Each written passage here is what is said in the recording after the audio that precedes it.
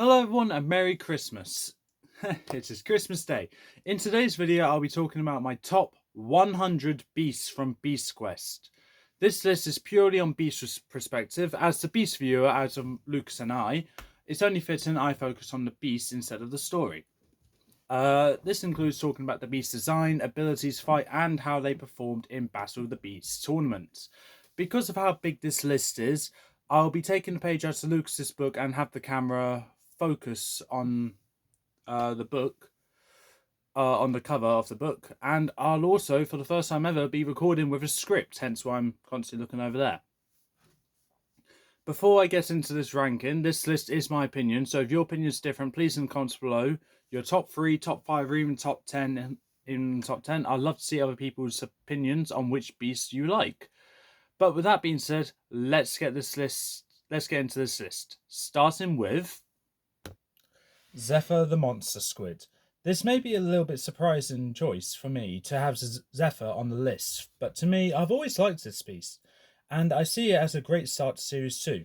When reading the fight, there is a bit of tension with Tom having to go underwater to fight Zephyr, but ultimately I have a bit of a soft spot for this beast, as he was the first book I got when I decided to collect the whole series, and he made me excited for what's to come. Torgor the Minotaur. On a design factor, Torgor is what you would expect as a Minotaur, so not an overly impressive design, and very simple abilities, but the fight is where Torgor shines the most. Like with Zephyr and the other two Series 2 books, this fight has a beast on beast fight, which makes the fight stand out from being a normal fight and makes Torgor a good beast in my opinion. Komodo the Lizard King. For a relatively average looking beast based off the Komodo dragon, I actually quite like Komodo. There's nothing really special about him, but my liking for him emerged from Battle of the Beasts, despite making it to round 2 in both tournaments he was in before he was killed. Equinus the Spirit Horse. A beast which is kind of scary, as his main form of attack results in a fate worse than death, with your life force being taken. That is severely awesome. Other than that, with an intimidating design that can scare younger readers, he's one of the better beasts of Series 4. However, there isn't much else to say, as his fight wasn't great in my opinion, and I'm not a fan of the ability that he has to split into an ogre and a horse, as it feels tacked on. Sting the Scorpion Man. In my opinion, Sting is one of, if not the most dark beasts, with Seth trying to die and continue trying to kill himself, whilst Tom was saving him, which led to a dark transformation chapter where Seth became Sting. Unfortunately, after that, Sting's main form of attack is with Seth's sword, rather than his pincers or tail, which makes Sting disappointed and a bit of wasted potential. Fang the Bat Fiend. I wasn't expecting Fang to be on this list, but once I evaluated what I like about him, I understood why I had him here, and the main reasons are his ability to blind people with a haze in their vision whilst he's flying, and his fight in a claustrophobic mine shaft, which was flooded during the fight, added more tension as the battlefield was being consumed in water. Makoro the Blinding Stinger. My memory on Makoro is a bit vague, but I remember his venom being able to blind his victims, not just by sight but also smell due to his horrible stench. Along with an obvious enhanced durability ability and the pincers being razor sharp, he makes up for not being overly fast, as he can take a hit very well. Farah the Snow Phoenix. Her design is a creative take on the normal design of a phoenix, being white rather than a burnt orange, so it's nice to see that change. Unfortunately, Farah hasn't done great in the tournament she participated in, hence why I couldn't really move her further up this list.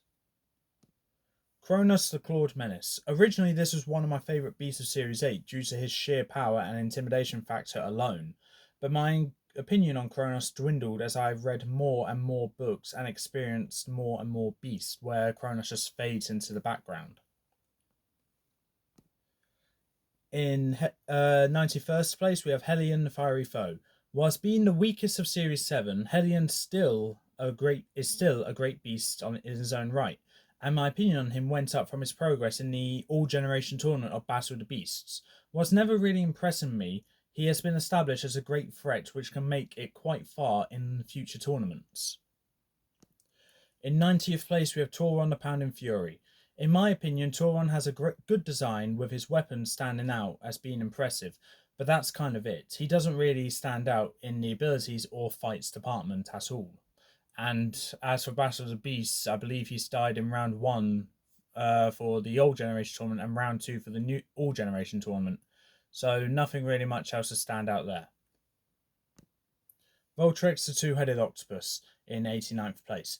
The design is good and he kind of looks intimidating and has a good weapon with the thorns on his tentacles. But I can't tell you much other than he looks pretty cool. Off script now, this beast is kind of forgettable in my opinion, hence why I can't really say much about him. But I did have a moment to talk about him in my previous video, talking about multi-headed beasts, and that was in a good light. But yeah, that's all I can really say about Voltrex. In 88th place, we have Stealth the Ghost Panther.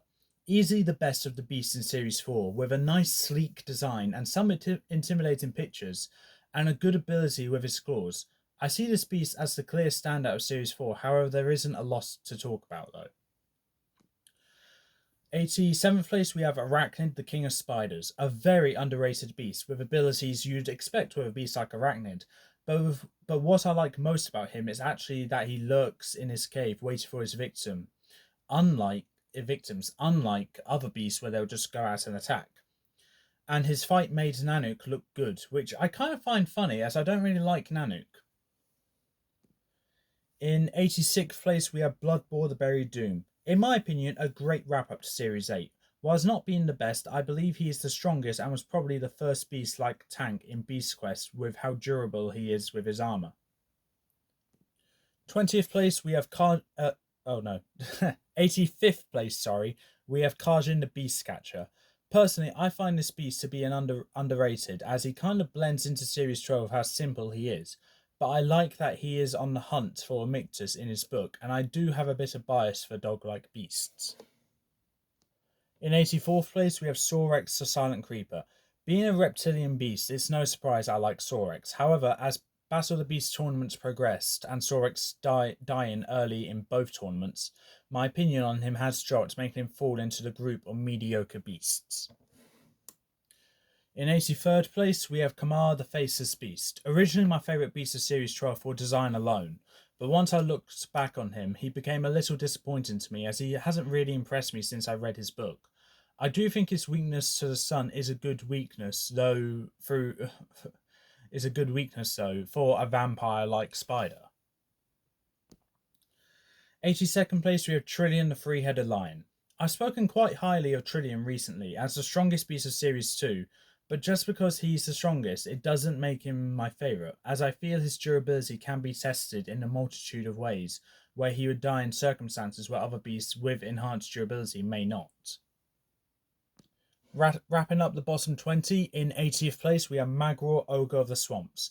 As the first special I'm talking about in this video, I don't actually have a lot to say about him, but his design looks great and I like that he actually fights a young Taladon rather than Tom, which adds a unique take to the normal status quo that is given to us from Beast Quest, where it's Tom fighting the beasts. In 80th place we have Diprox the Buzzing Terror. Design alone is why I rank Diprox at this point, as she looks quite cool, but I can't rank her higher because I had my expectations too high and she didn't match them, as previous bug beasts have had something great about them that made them special, but Diprox didn't seem to have anything that made her special and I couldn't help but feel a bit disappointed. In 79th place we have Devourer the Deathfish. For being the first beast to have an insect-like ability with the deformation and reformation, only on a piranha instead, I was already interested. But then, when I learned that she can turn water to ice and reverse it, I was hooked. Originally, I thought Devourer would be bad, but her abilities and fight made her, in my opinion, one of the best beasts of Series 27. In 78th place, we have Tusk the Mighty Mammoth. Trust me when I say I am shocked that Tusk is even on this list, let alone in the top 80. I guess opinions can change. What makes me put Tusk here is realising that she is the strongest beast of Series 3, and that it took teamwork to take her down rather than just Tom. So yeah, despite the fact in the early days of my channel, I couldn't stand this beast and absolutely hated her to the point where I'd throw her across my room. Opinions change, and I grow an appreciation for this beast. Never thought I'd be saying that about Tusk, but yeah. Moving on. In 77th place, we have Bizarra the Horned Dragon. As a beast which I read a few years ago and waited to do a review on, in my opinion, waited to do a review on my opinion on her, has solidified to this point in the list. What I'm trying to say is, like, I read her a few years ago, did my opinion, and had my opinion have time to solidify to where she landed at this point on the list. That's what I was trying to say. I like that the fight was between her and Alina and her abilities, and yeah, I like the fight was between her and Alina.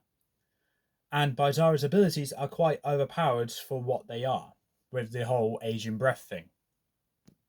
In 76th place, we have Arcano the Stonecrawler. Like Bizarra, a recently reviewed beast. I do have a few problems with this beast, but I believe I'm going to have fun using him in Battle of the Beasts, especially with his rule calling ability and his petrification breath. So I guess Arcana just has more potential, which is why I rank him higher than Bizarra. In 75th place, we have Ospera the Savage Sorceress. I have Ospera here because of this creativity I have when it comes to her spells, and also the arc she embarks on with Gargantua in Battle of the Beasts made her a fun beast to do battles with, and my liking for her got boosted because of that. In 74th place is Slivka the Cold-Hearted Curse. As the face of the Holy Bible of Beast Quest, I see this beast almost every day, but I actually really like her designs despite falling into that. But I actually really like her design despite falling into that slow-moving, bulky category of beast that I don't particularly like. I look past that with her along with a few other beasts on this list because of arc I attempted to give her in the all generation tournament of Battle of the Beasts with the other Series 13 beasts. And I say attempted because it didn't last long. In 73rd place, we have Naga the Sea Monster. Originally one of my favourite beasts of all time. Over time, though, my liking for Naga has fallen because of his weakness, which he picked up in Battle of the Beast spin-off series of books with Naga versus Sepron, where you lose a head and you grow it back and then you start fighting the old heads. I still like the design, and that's what is keeping him on the list for now. But unless he actually starts prevailing in future tournaments and other stuff, Naga's probably going to be kicked off this list very soon. It's funny because over the course of time, Naga was in the top 10, top 50, and now in the top 80. Who knows? Next time I do a ranking like this, he won't even be on this list. But yeah, that's pretty much all I need to say about Naga. In 72nd place, we have Linka the Sky Conqueror. I've always liked Linka's design, but whilst I can't remember much about her fight, I do remember her poisonous tail. She was quite a violent beast in Battle of the Beasts like Slivka was as well. She would have been a lot higher on this list if she lasted longer in the tournament. Slivka would have been as well. So, wasted potential, but that's not my fault, that's not her fault, that's not anyone's fault really, because it was a randomized matchup. But because of Linka's and Slivka's round 2 matchup, and they died because of it, I couldn't actually use them to look my full potential that I wanted to use them to, and actually have a good arc with them. So yeah, I was a bit upset about that, but that's why Linka and Slivka are even on this list to begin with. In 71st place, we have Scalamanx the Fiery Fury. This beast has a lot going for him. To be a great beast with great abilities like the fire lashes around its neck and being able to regrow limbs, being a salamander and all. Unfortunately, what pulls him down is his accomplishment in Battle of the Beast, where he died in round 2 for both tournaments. One of which by the hands of Mortax, and the other one was, I don't remember his opponent, most likely Virak. He was outmatched in both of them, but I would like to see him have a redemption, I guess. I would love to see this beast get a redemption arc as well. Moving on. Kicking off the top 70, we have Larnak the Swarming Menace. Being a giant locust, Larnak has a great design in my opinion, and having an overpowered ability like a deform and reform ability, and having one of the more creative battlefields in this book at the Elixir Wells makes Larnax stand out to me as a great beast and a good book to read. In 69th place, we have Quagos the Armoured Beetle. Whilst being similar to Bloodboar in terms of actions he did in this book and location, in my opinion, he did it better. Plus, Barrington Tom in some mission turned the people of Tangala against him was genius. Despite Velma probably telling him to do that, I'm still giving Quagos the credit for that. Along with a good fight and a nice insect design, he ticks the good insect category for me. In 68th place, we have Fluga the Sightless Sliverer. Originally, I had this beast a lot higher, but once my excitement for Series 24 died down, I focused entirely on Fluga. Whilst I still think highly of him, what drags him down is his abilities, as he doesn't have anything unique to make this shrimp special. In 67th place, we have Akira the Crusher. On a personal note, I do like the transformation beasts, where the beast has something or someone else beforehand. Where the beast was someone or something else beforehand. But Akira is a special case, where he was a beast and a master before being merged together, which is a creative take on this trope, which is 50-50 on whether it's good or not. And if you want to know why it's 50-50, I explained that in my previous video with them having two completely different personalities and not really working well together to fight their common enemy. But other than that, Akira, great beast in my opinion. 66th place, we have Rykar the Firehound. Compared to the other beasts from the Isle of Ghosts, Rykar probably has the simplest design and generic abilities, but I believe it's been executed very well and makes Rykar one of the best beasts from Series 20. Not the, one of. In 65th place, we have Sepron the Sea Serpent, the OG water beast, and Sepron sets a really good standard for what water beasts should be like in the future. Unfortunately for Sepron, what drags him down are his abilities, and the fight, whilst being good, isn't as tense as other water fights has been. And I think that's mainly the reason because of Sepron being actually tethered to the ground by that chain around his neck. In 64th place, we have Skalix the Snapping Horror.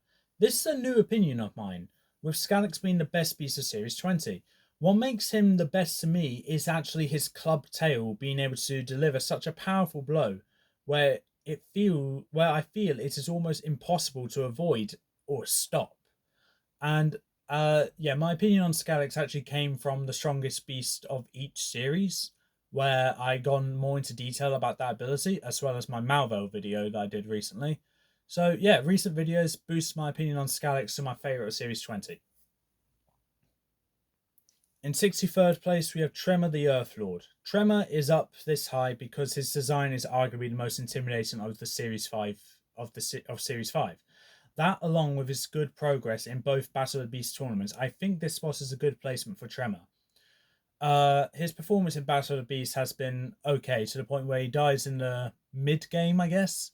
So, nothing impressive, but nothing bad. And along with my opinion on him already being decent, I would say having a decent spot like 63rd place is good for Tremor. In 62nd place, we have Cayman the Gorgon Hound. Cayman, in my opinion, is the best beast of Series 3 because she has a good ability being able to split into 3 separate versions of herself. And with added agility and durability, this makes her my favourite of Series 3. In 61st place, we have Zircon the Shapestealer. It's not any surprise that this beast is on the list at all. With wall crawling and shapeshifting as an ability, Zircon is definitely a great beast. With these abilities. But what pulls him down is his lack of achievements in the Battle of the Beast tournaments, dying in round 1 for both of them. In 60th place, we have Lupix the Ice Wolf. I value this beast as a great addition to the collection of beasts being in the newest series and all. She has abilities you'd expect, and a completely new ability with being able to absorb water to become bigger and more bulky. At the state where we are with Beast Quest, where we're at Series 31, you wouldn't expect to see unique abilities that we haven't seen before, but I guess we got proven wrong with this. And that is why Lupix starts kicking off the top 60. In 59th place, we have Selkara, Monster of the Depths.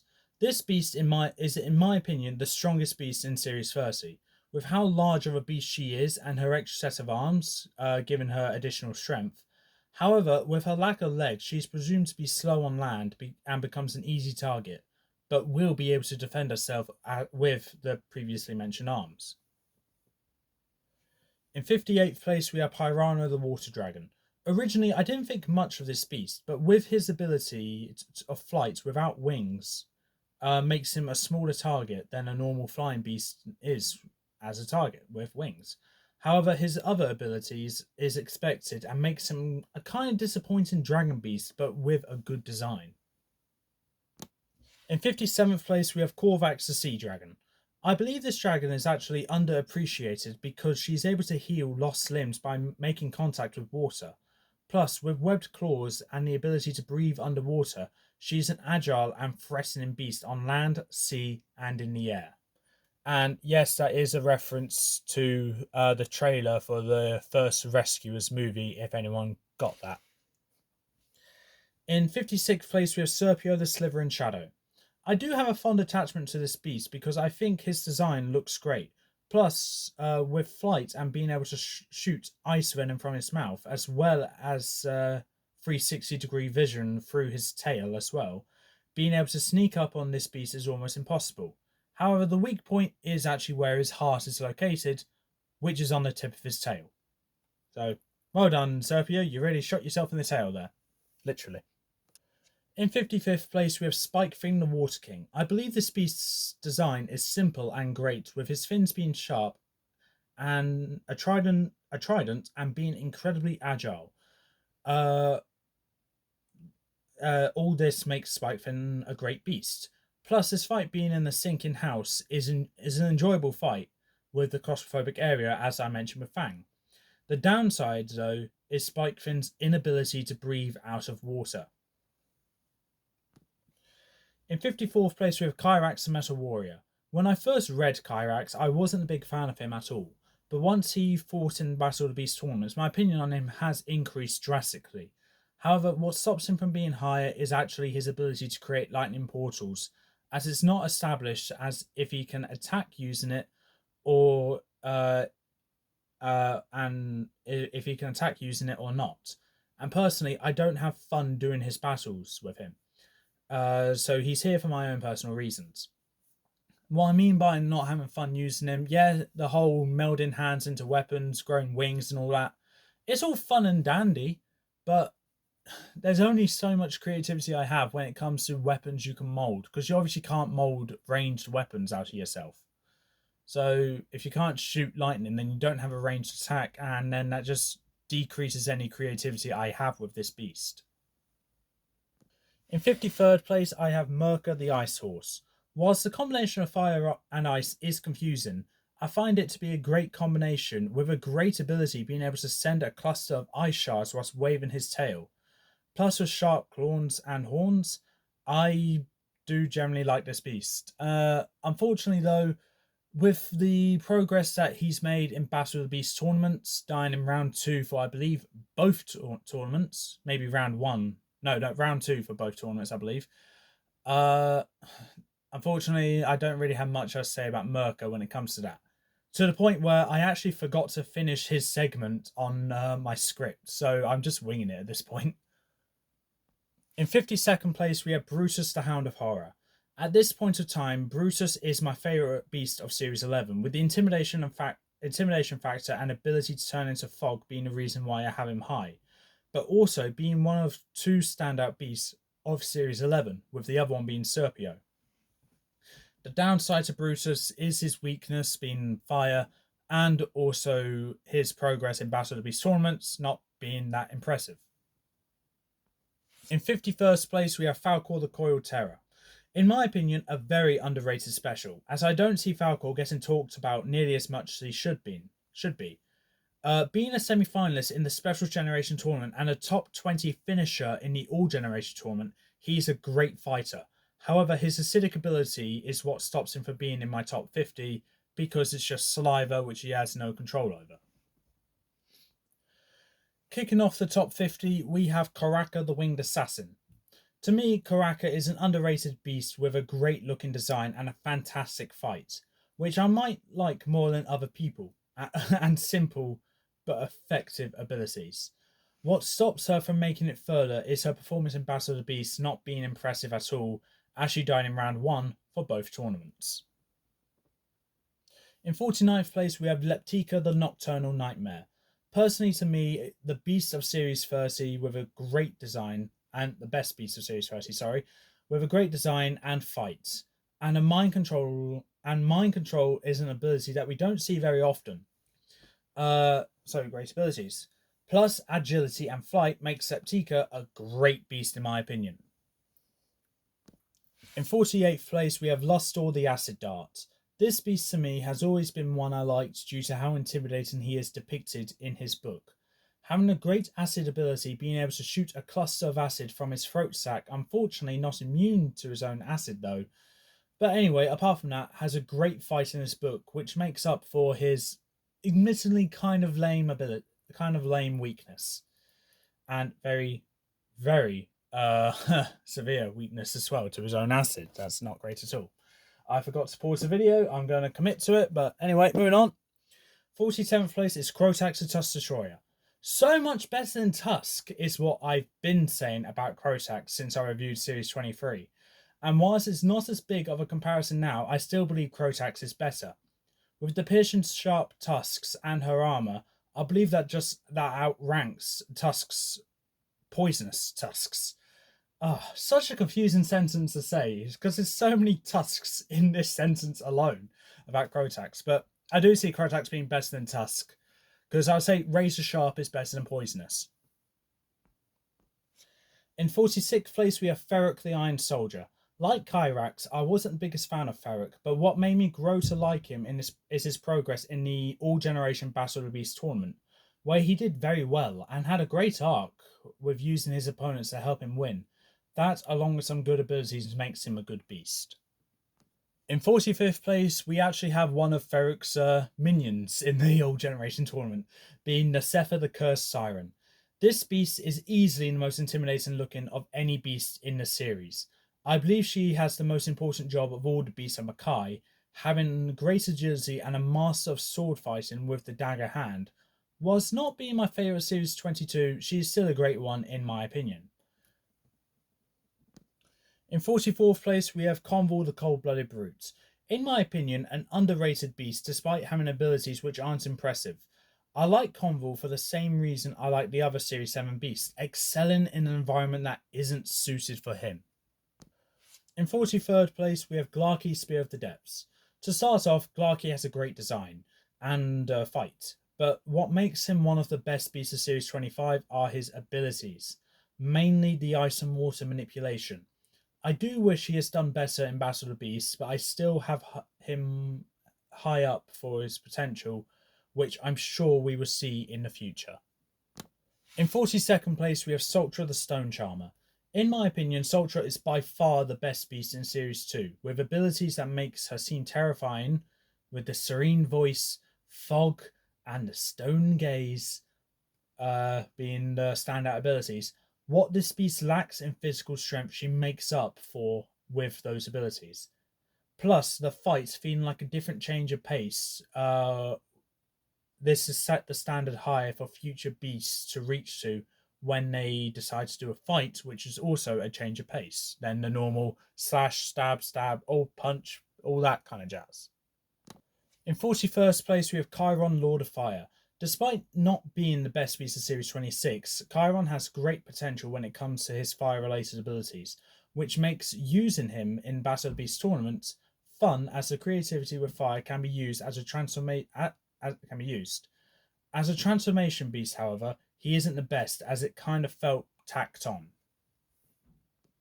In 40th place, kicking off the top 40 as well, we have Merc the Swamp Man. When I first did my review on Series 6, I had this beast ranked second, and whilst I still have him ranked second, it's for more positive reasons now. With the hypnotism and swamp manipulation ability, which makes him a threat in Battle of the Beast tournaments, and it's made him really fun to use actually. Those abilities I did forget about when I did my original beast review on Merc, but thank you to Jack Griffin for reminding me about these abilities. However, what stops Merc from going further up is because I have forgotten about those abilities in the past. Sorry. So pretty much due to forgettable abilities is the reason why he's not any higher. But with good progress in Battle of the Beast tournaments that I do in the future, Merc can go further up in this list. In 39th place, we have Tyrantix the Bone Spider. This beast is the much better upgrade to Arachnid, and tougher as well. For starters, being made of bone makes her design better, and her abilities of web manipulation, regenerating lost limbs, and her scythe-like appendages more than makes up for her lack of venom, which you would normally expect on a spider. Which pulls her down. What pulls her down, though, is her performance in Battle of the Beasts, but everything else about her is great. In 38th place, we have Haraxor the Firehawk. To start off, his design is simple but effective. Who he's based off, is simple but effective for who he is based off. He's based off the Egyptian sun god Ra. And personally, I can see that in his name and his design, because Ra seems to have a bit of a bird-like shape with his designs in the Egyptian mythology as well. His ability of sending a cluster of sunbeams by using the heat of the sun and also making him hot to the touch makes him a beast with great potential in future tournaments. The downside is his dependence on the sun. Other than that, he is really good. He's a really good beast in all aspects. His dependence on the sun is the downside, because if a cloud's covering the sunbeams can't be used whatsoever, and hot to the touch turns to warm to the touch, or worse, cold. So yeah, that is Haraxor's weakness, but it's not really a bad weakness. It's just situational. In 37th place, we have Lipida the Shadow Fiend.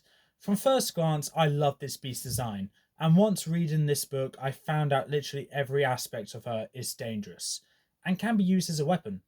On a fight perspective, it's a creative take to learn that Tom isn't actually trying to kill her, but instead stop Malvel from killing her, and open the gateway to release all the beasts of the Netherworld. So the beast fight does link with the story quite well and makes this beast quite fun to read as well, because, well, it's not Tom trying to kill her.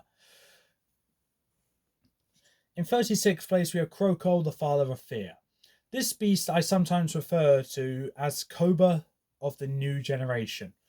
And rightfully so, with strength which matches Cobra, and having the whole of Series 24 build up to this incredible beast, where the beast is none other than Tom himself, with incredible abilities as well as two of the best fights in the whole series. One of Alina versus Krokol's body, and Tom versus Krokol's mind. I believe the hype around this beast is deserved, and very well executed as well. In 35th place, we have Petrix the Winged Slicer. This beast has a great design. I also refer to her as the beast which I affectionately call the Flying Death Machine, with seemingly every part of her being deadly. This is also a unique fight, as it actually takes place when Tanner was Master of the Beasts. But as Tanner was poisoned, it was down to his companions to take Petrix down. And to me, the fight was done very well, and got me very intrigued on what the Chronicles of Avantia actually holds in their covers. In 34th place, we have Silver the Wild Terror. Don't shoot me, Lucas. Whilst I don't talk about this beast much because of who I think is the better beast of Series 9, I can't deny the awesomeness of Silver. For starters, being Tom's ally makes this fight personal for him and Alina. The abilities are what's expected, but the fight more than makes up for it, with high tension being raised to the absolute limit throughout the entire fight. So it's still a great beast, and if Torpix isn't the best of Series 9, it's obviously Silver. In 33rd place, we have Hawkeye, Arrow of the Air. Hawkeye is a beast I've always been fond of. I'm not entirely sure why, but the design just seems to catch my attention in a good way. Her abilities are kinda what's to be expected, but that and the fight made Hawkeye's book to be a fun one to read. In addition, her fights in Battle of the Beast are fun to do because she's depicted as a very violent beast. For a Series 5 good beast, it's not to be expected. In 32nd place, we have Noctilla the Death Owl. Personally, my favourite beast from Series 10, with a great looking design and one of the most unique abilities with her tar-tipped wings. that makes her a great beast, which gets better when her fight was in the Forest of Fear, which for a bird to fly in a confined space is great to see, and different as well. What solidified Noctilla as my favourite beast of Series 10, though, is her progress in the Old Generation Battle of the Beasts tournament, where she died in the quarterfinals or the top 10 to Carnivora, the Winged Scavenger. In 31st place, we have Calderon the Iron Bear. At first glance, I wasn't expecting this beast to be one I like, but after reading his book, I loved his abilities. And that, to his design and fight, Calderon is a solid beast. And a great book to come out of the new Protectors era Beast Quest as well. I should also mention, with his abilities, I believe Calderon has potential to do great in any future Battle of the Beast tournaments I host. So he could be a front runner as well in future tournaments. Kicking off the top 30, we have Technos the Ocean Crawler. I'm not the biggest fan of the big, bulky, slow-moving beast, but for this beast I made an exception because he proved himself as a formidable beast in the Battle of the Beast tournaments. And I've grown to appreciate his design, which is based off a kaiju known as Gamera. So thank you, Lucas, for that info that you told me when we first reviewed this series. Haven't forgotten it. In 29th place, we have Gargantua the Silent Assassin. This beast has been a favourite since day one, as her design has instantly intrigued me. And then, as Series 27 draws to a close, we find out that Gargantua has been the puppet master the whole time and was able to corrupt Tom. And it comes to an end with an incredible fight where she dies but takes Epos with her in a selfless sacrifice on Epos's behalf. In 28th place, we have Malix the Silent Stalker, the obvious favourite of Series 26, with an incredible ability with wood encasing venom and being able to regrow his head. That makes him a formidable beast to fight in his book and Battle of the Beasts. With a great design on top of that, it's hard to fault this beast. In 27th place, we have Grashgor the Beast Guard, one of the most dedicated beasts in the history of Beast Quest. Willing to kill himself as well as destroy the Chamber of Pain just to kill one person. That on top of his progress in the All Generation tournament makes Grashgor a very good beast with great abilities and a fantastic fight. In 26th place, we have Koron Jaws of Death, the OG walking death machine. Acidic saliva, poison cells, sharp claws, agility, and durability. The abilities alone makes him already a good beast. But then you see his fight, and Koron is instantly one of the best beasts of Series 8. Except for one. In 25th place, and the best beast in Series 8, in my opinion, is Balisk the Water Snake. Whilst Balisk isn't the strongest beast of Series 8, in my opinion, he is the most underrated and therefore my favourite. With a great design and ability to split into two forms where one swims and the other can fly, that's incredible. Being a master of the water and the sky. The fight in his book is also fun as it brings back Sepron, and his achievements in Battle of the Beast wasn't expected and unpredictable as well, which actually started my growth of appreciation for this beast. In 24th place, we have Koba, Ghoul of the Shadows. What is there to say about Koba, apart from being the epic conclusion to not only an incredible series, but also the darkest one? That's all thanks to Koba, where he uses his ability to get into the mind of Tom to corrupt him. Added on to the rest of his abilities and fight throughout his book makes him easily the best beast of Series 13. But also a favourite to win the Battle of the Beast tournament, and whilst he never made it far to be considered great, it also seems satisfying to see such an evil beast meet his fate against a beast which people don't expect him to lose to. Like Sultra in the OG tournament and Skra in the All Generation tournament. In 23rd place, we have Cressa the Winged Terror. In my opinion, one of, if not the strongest beasts in the group of specials. The swarming ability alone is why she is immediately one of the strongest. But then you see her other abilities and then see her fight in her book. And it's not really a surprise that Cressa was a runner-up of the Special Generation tournament. Whilst it's unfortunate that Cressa didn't last long in the All Generation tournament, she met her match quite early. That shouldn't take away how great of a beast she is. In 22nd place, we have Raksha the Mirror Demon. It's to be expected that I rank this beast high. After all, Raksha is the Special Generation winner of Battle of the Beasts. His abilities of fireballs, durability, and strength is nothing compared to one of the best abilities in the entire series, in my opinion, the Shield tokens. With that ability, as well as his others, it's no surprise that he won the tournament, and the fight in his book is just as good as his abilities. Honestly, a great beast all around, with the weakest point of Raksha is his design. But his design isn't that bad at all. It just gets overshadowed by everything else. Just missing out on the final top 20, sorry. In 21st place with Durog, Hammer of the Jungle. When I first started doing Beast Quest videos, I established very quickly that I don't like monkey beasts at all. I stood by that statement until I saw Durog's design and read his abilities and fight. After that, I thought he was good until I saw his achievements in the New Generation tournament. At that point, Durog not only became my favourite monkey beast, but also my favourite beast of Series 22. However, with how highly I think of Durog, the other monkey beasts stand no chance in having a positive review from me unless they prove themselves like Durog has. Which is very unlikely, might I add. Kicking off the top 20, we have Eelik the Lightning Horror. If I did this video about a year ago, Eelik would be a lot lower. But after finishing the All Generation tournament and seeing how well she did to get to the top 5, I can't ignore how amazing this beast is. With abilities like Lightning Absorption, Lightning Breath, and Agility, this beast is one which should be watched out for in future tournaments, as her full potential has been shown and is a real contender to win a tournament in the future. 19th place, we have Stritor the Skeleton Dragon. To me, I've always thought very highly of Stritor for being a unique take on a dragon beast in design but also abilities. He's always been my favourite of Series 19, but then when the All Generation tournament finished, my appreciation for Stritor has skyrocketed. Stritor established early in the tournament as a dominating threat to win, and has continuously won one fight after fight.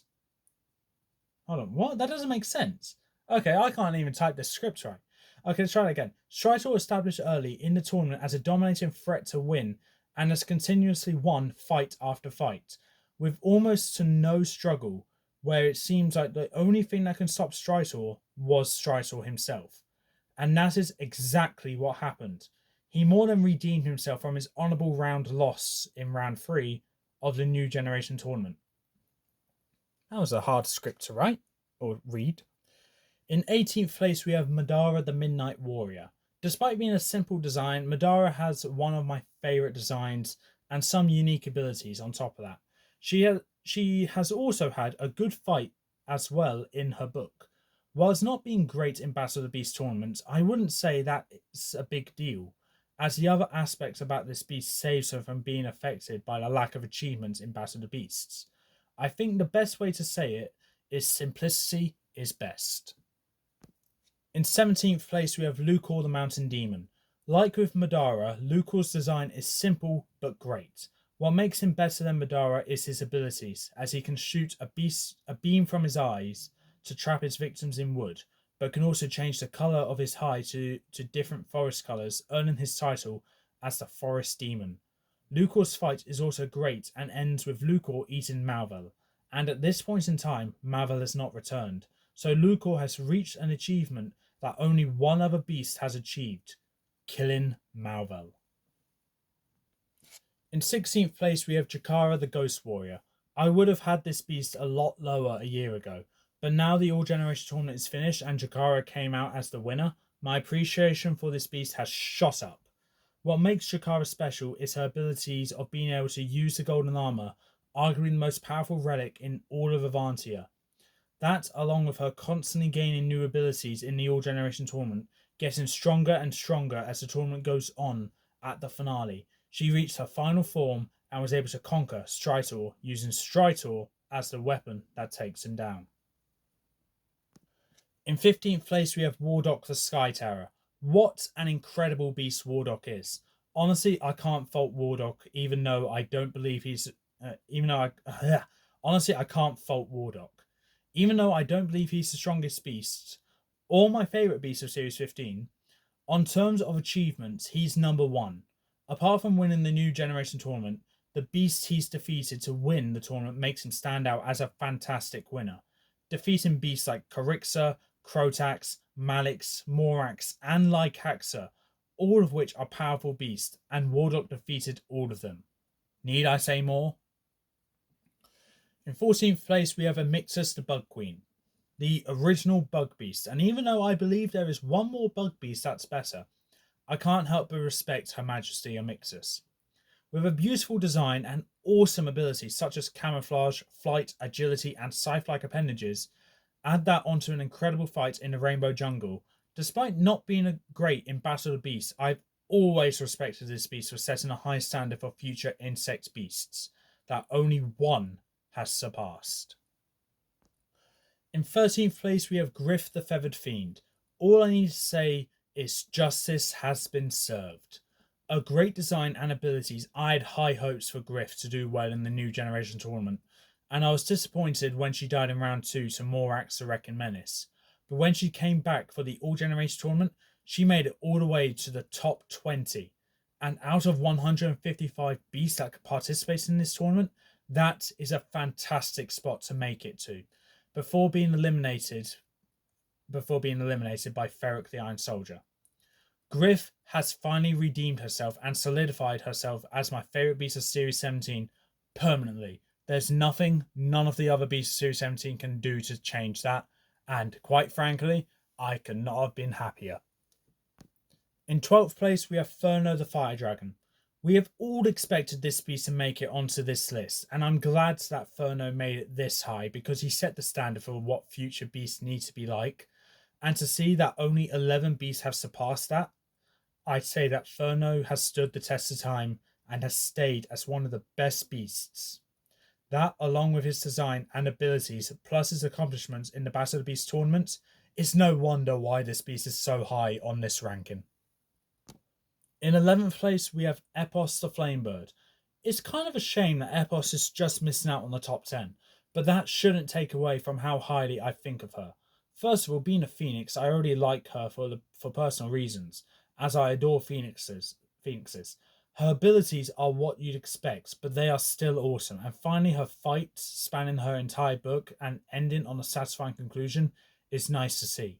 But then we move all the way to Gargantua's book, where Epos returns and takes on the metallic snake known as Gargantua, with the fight ending with Epos making the noble sacrifice of killing herself to kill Gargantua and save Tom and Alina, a truly noble and heroic beast. It is unknown if she's gone for good, as it was hinted that she may be alive, but we don't know. In 10th place is Vespic the Wasp Queen. And here we are, finally at the top 10. Kicking it off is none other than my girl, Vespic. I absolutely adore everything about this beast.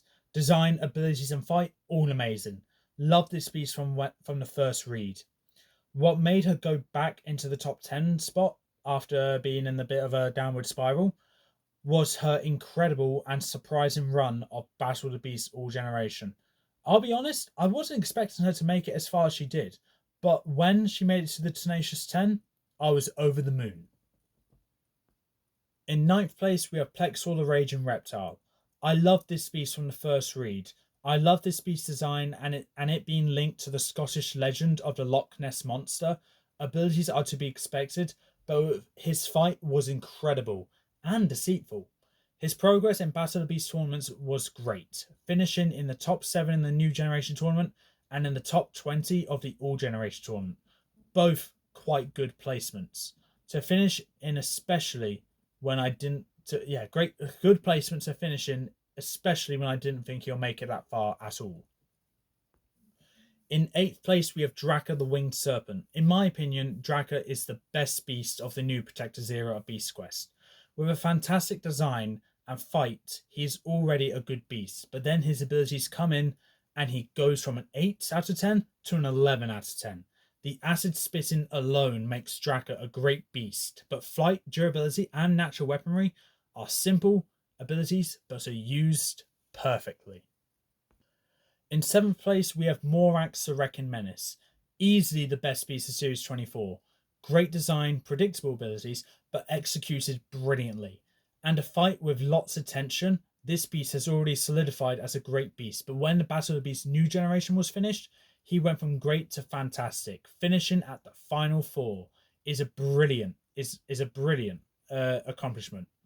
Whilst being eliminated before the top 20 was unfortunate in the All Generation tournament, it doesn't take away any positive that has shone on this incredible beast.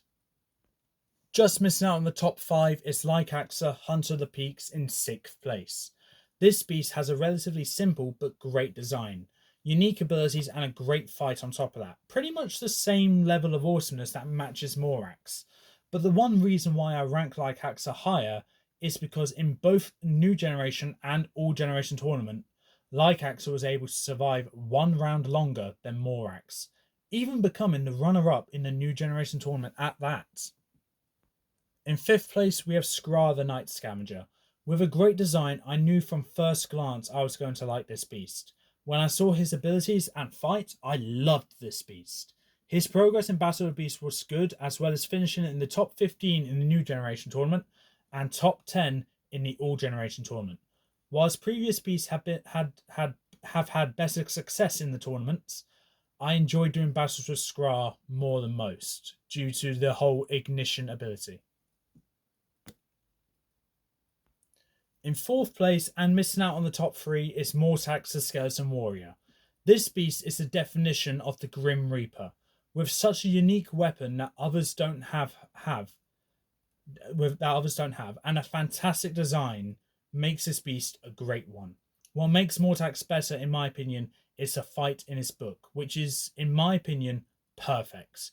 His progress in Battle of the Beast was also great, making it to the semi-finals not once, but twice. Do I need to say more? In 3rd place, we have Crestor the Crushing Terror. Next to Mortax, Crestor is the most consistent beast that's ever taken part in Battle of the Beasts, coming 2nd in the Old Generation tournament and 3rd in the All Generation tournament. That is an incredible accomplishment. That aside, Crestor is a fantastic beast. In my opinion, he is one of the best designs in the whole series and one of my favourite abilities with the acid spikes and the hammerhead. But my favourite thing about Crestor is his fight. Whilst it's not my favourite of Series 7, I hold it in high regard because I believe Crestor was the beast which prevailed most in his fight despite not being in the right environment. Being a water beast, him being able to put up an incredible fight on land, a rocky terrain land area might I add, makes Crestor an immediate favourite of mine, and at this point in time, my 3rd place favourite beast. In 2nd place, we have Carnivora, the Winged Scavenger. I had a very tough time trying to decide between my top 2 beasts for this ranking, but at this current point in time, I'm going to give Carnivora the silver medal. To start off, I love her design. It seems simple, but the wings elevates her design. Not to mention, her design is also imposing. Her abilities are also simple but great. Flight, durability, agility, natural weaponry, and of course her heat breath. The fight in her book is broken into 2 parts, which are both great. The first one is Tom versus Carnivora, which is a fun short battle with some tension as is on an icy lake. To add on, her first fight is an environment that she is not adapted to, and she excels quite well and makes her a formidable beast in multiple terrains. Her second fight is the better one, where the Beasts of Tavania team up with Tom, Alina, Storm, Silver, Freya, Dalaton, and the good soldiers of Tavania to overthrow Malval and fight for the kingdom's freedom. This is my favourite fight of the entire series by a long shot, for bringing back all the Series 7 beasts. Her progress in Battle of the Beast has been great as well, making it to the semi-finals in the Old Generation tournament and to the quarter-finals in the All Generation tournament. She's been incredible in both tournaments, which has added some more reason why I adore this beast, and will always be my favourite of Series 7 because of all the reasons I've stated.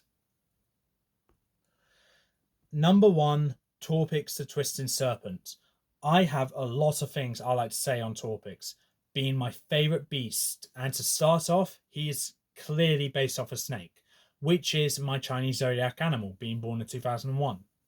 His design is a nice shade of green, which I can look at all day. His abilities are small in numbers, but are executed brilliantly, especially his acid spit.